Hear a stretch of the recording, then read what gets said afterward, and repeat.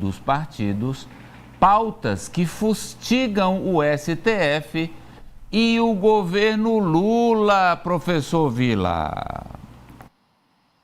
Olha, Amadeu, esse é um momento muito difícil para o governo até agora. Se até nesse cerca 1 ano e 4 meses, é o momento mais difícil politicamente falando da relação Palácio do Planalto, que é a sede do governo, do Executivo Federal, e o Congresso Nacional, em especial a Câmara dos Deputados. É um momento mais complexo.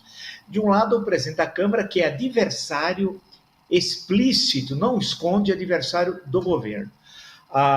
Fica claro quando ele ameaça a constituição de 5 CPIs. Mas qual é o fato concreto para criar CPIs? Não há fato, mas vão ser criadas as CPIs. E o intuito de criar CPIs é coagir o governo em troca de algo, que não é certamente algo republicano, né? Porque republicanamente você trabalha de forma aberta, transparente. Quando você quer coagir o adversário, parece o estilo Eduardo Cunha, né? Parece o estilo Eduardo Cunha. É como se o Lira fosse o Eduardo Cunha de Alagoas. É isso, a mesma coisa, sem tirar nem pôr. Por outro lado, ameaça também criar problemas para projetos do governo encaminhados à Câmara dos Deputados. A questão orçamentária, para mim, ela é fundamental, e a questão do Supremo Tribunal Federal, ou seja, tentar criar condições para colocar na parede o Supremo Tribunal Federal. Certamente não por valores republicanos. A questão republicana, ela não está presente aí, o respeito aqui à Constituição, nada disso. São interesses privados que querem se sobrepor aos interesses públicos. Portanto, não é república, a res pública é a coisa pública. Para Arthur Lira, a coisa pública é coisa privada, não. Então, esse é o momento de teste. Então, o governo precisa fazer o quê, na minha leitura? Primeiro, o presidente ficar no país. Segundo, o presidente fazer política.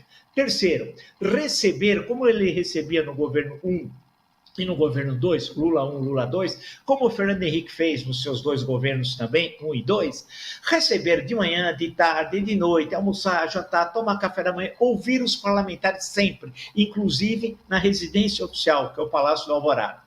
Melhorar a articulação política, os seus líderes não estão desempenhando, apesar do esforço, são boas pessoas, um bom papel na Câmara e no Senado. Melhorar o Palácio do Planalto, dos seus assessores e ministros diretos, isso é essencial. E viajar pelo país apresentando as realizações do governo. Chega de ficar, imagina que ponto, é o ponto mais baixo do Brasil republicano. Arthur Lira, quem é Arthur Lira na fila do pão?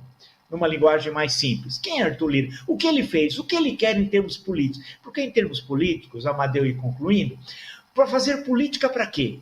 É com objetivo público? O que? Ele quer melhorar a educação, a saúde pública, a infraestrutura, a ciência e tecnologia. Ele nunca falou sobre isso. Sabe por quê? Porque para ele isso não interessa. Interessa os assuntos privados dele e da caterva que o cerca. Infelizmente é isso. Agora, é necessário alguém falar grosso com ele, porque não é possível ele ameaçar com CPIs que não tem fato concreto, tal qual dispõe a Constituição, né? E criar problemas com projetos de lei, orçamento e querer ameaçar a Suprema Corte Brasileira. É inaceitável e intolerável. Olha, o Arthur Lira, ninguém chega à presidência da Câmara sem a habilidade de ser um grande jogador. E ele é um grande jogador. Assim como Eduardo Cunha, todos os presidentes da Câmara. Para chegar lá, uma condição sine qua non é que seja um hábil articulador e um hábil jogador. E ele joga com as armas que tem e vai continuar jogando. E quando ele achar necessário, vai continuar esticando a corda, porque é o estilo dele. É o estilo dele de pressionar o Planalto, é o estilo dele de não, eu já falei aqui, nunca foi feito desmame do poder, dos privilégios, do poder de mando que ele tinha no governo Bolsonaro. Quando ele e o então ministro da Casa Civil, senador Ciro Nogueira, que mandavam na prática no país. Não foi feito esse desmame totalmente, o governo Lula vem fazendo isso gradativamente e é um movimento de estica e puxa que vai prosseguir até o final do mandato dele. Amadeu, o Legislativo ficou ainda mais empoderado durante a gestão do ex-presidente da República, Jair Bolsonaro, E o Arthur Lira também ganhou muita força com isso, tanto que ele já era se brincava que já era a espécie de um primeiro-ministro do Brasil, porque todas as decisões em âmbito nacional passavam muito por ele. Então eu concordo com o posicionamento do Ari, que sinaliza que ele tem utilizado essas armas que ele dispõe, inclusive pensando do ponto de vista da sua sucessão na Câmara Federal, porque algumas posições de aliados do presidente Lula estão contrapondo as posições do Lira e do Elmar Nascimento, inclusive até mesmo em relação à prisão do Chiquinho Brazão. E recentemente também o primo do Arthur Lira, Amadeu, ele foi exonerado do INCRA. Então, ao meu ver, tudo envolve também essa movimentação política que o Lira tem feito em relação à sua sucessão e um apoio mais veemente do governo federal nessa articulação. O Lira não quer ser o Maia, né?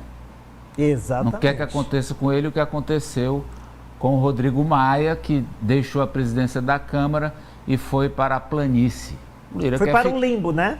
O Lira quer ficar importante mesmo depois de deixar o poder. E aí é crucial ele eleger o sucessor. E aí vamos ver se ele vai conseguir. Vamos agora para a manchete da Solange, Ari. A manchete agora é da Solange, porque ela traz que a chuva bíblica que caiu no Oriente Médio. Olha aí, Ari. Chuva épica no Oriente Médio pode ter sido causada